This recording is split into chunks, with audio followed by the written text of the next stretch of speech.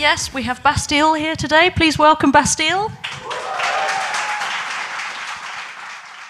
Here doing the reorchestrated tour, which is like the choir and orchestra reworkings of your hits, is it? I guess Bastille as a band and like our music was the origins. It was kind of like a bedroom project. It was all like initially done sort of on a laptop, and with our mate Mark, we sort of co-produced everything with him. And I guess we still do. Like it's quite a small group of people that are involved in making our stuff. But from the beginning, because it was quite electronic, we were kind of faced with the expectation of doing acoustic sessions and stuff. So we, from the very start, tried to figure ways to flip our songs on their heads and do them really differently. And I don't know, I'm really obsessed with strings, and there's a lot of like vocal layering in our stuff, but that always came from just trying to make things sound big in my bedroom with one mic and a laptop. And it's sort of, in one way, it allows us to kind of recreate some of the recordings, but for real, to the scale that we sort of did them to. But also, it's just quite nice playing rooms like Colston Hall, you know, which are just a bit more intimate than what we just did. Yeah. So I've seen on the Twitter sphere that there's been teasing of a new album in the thing, or is that just rubbish? Oh yeah. Oh, you have? Yeah. All right. So we finished our new album like 2 weeks ago. Oh, okay. We rehearsed our new single because we were going to play it on the tour, and then it's not coming out until a couple of weeks after the tour finishes, annoyingly. So I don't know. I thought it'd be a bit weird to premiere a new song with an orchestra because it'll just make the real one sound shit. And also the rest of the world hears it through like a dodgy camera phone version on YouTube. It's like, yeah. Not what you want. I read somewhere that the second album was mainly written on the road. Is that right? Yeah. I've always sort of written on the go, and we've always sort of tried stuff around in sound checks, and so it's never really been, I don't know, it's never been sort of that calculated or thought out. It's just been a kind of continual rolling thing. Would you say that you've fulfilled your ambitions for this band, if you indeed had any?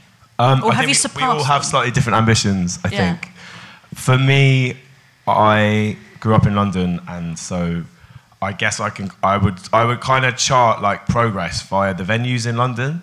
And in my head, there's a venue called Shepherd's Bush Empire, which is like 2,000 capacity theatre. And I went to loads of gigs there and loads of Brixton Academy, which is 5,000. But I just never thought, I couldn't envisage getting beyond playing something like Shepherd's Bush Empire. I always thought that would be like the pinnacle of everything.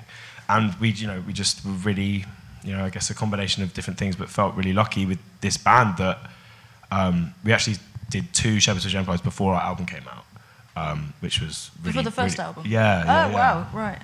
Which was kind of nuts. Woody, on the other hand, is like, Wembley! Yeah. On a similar thing to you, like I was, like even before going to meet you, I was in my head, like Brixton Academy is like my favourite venue in the world. I was like, it'd be really good just to get like on a bill there one day, just do that once, and I feel like I've achieved something really good. But then we did that as well. So now it's like just to carry on for a few more years. That'd be quite an achievement, I think. Yeah. So in terms of recent social injustices that we've seen in this country and abroad, is there a sense among kind of successful artists and popular musicians that they should be using their music as a kind of platform and a voice for the people who would be kind of otherwise unheard? That's a really good question. Yeah.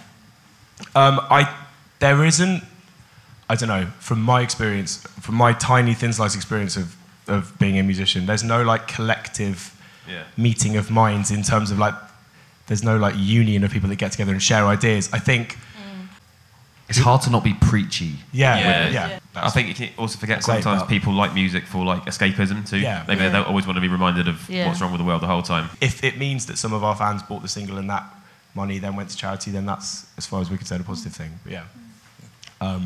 But this tour, isn't the money going to War Child for this tour? Yeah, we're working with War Child. Yeah, that's cool. I have a question on ticketing and the future of it. Basically, I'm doing my dissertation on DICE, so the ticketing startup, and I know that you as a band have really campaigned against the secondary ticketing market. So you as a band, and like with management and stuff, how do you work towards, the future of trying to eliminate secondary ticketing from, your gigs in the future? It's really difficult. I was talking to someone recently about this, and because touting is a job, whenever you build a wall, they find a different way around it or over it, and so it's this kind of constant battle. Dice is wicked. I use it a lot whenever I go to, well, like whenever people have it as to purchase tickets through, I use it, and then because it's really good because it doesn't give you the ticket until the day of and stuff like that. The thing is, at the minute, everyone's going towards app-based things anyway, so it could just be like take a few more years to roll out and everyone just adopts it, like, quite possibly. Yeah, because it's like a curated platform. And it's just like working for bigger. And I guess it's about supporting like regulated places for resale where it will be at face value or like a very, very slight increase in price. Really good. Thank you. Thanks for coming.